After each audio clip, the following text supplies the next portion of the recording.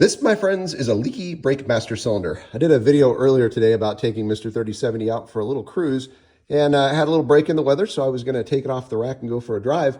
As I started to pull it back, the brakes failed, and pedal went all the way to the floor. So I used the emergency brake to slow myself down and then get back up on the rack, put the car up to see what was going on, and found that the brake master was actually leaking into the brake booster. Now, this car has a very unique system because it actually has two brake boosters on it. And this isn't uncommon for hot rods. This is, I think, the Grumpy's kit with the remote booster system on it.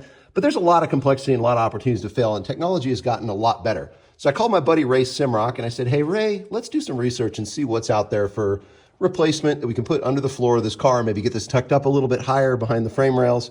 But you can see it's got front disc brakes. It's got a proportioning valve back here in the back, and then rear drum brakes. So we're going to upgrade this system. We'll take the opportunity to do some cleaning under here, fix a few things, and sort this out. But this was a great setup back when this car was built, but there's a lot newer technology to use that'll work better.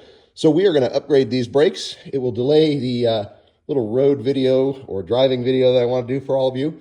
But when we're done, this will be a fantastic car. Will brake much, much better. And I'm actually thinking about the possibility of doing an airbag system on this. This got plenty of tire clearance in the fender wells.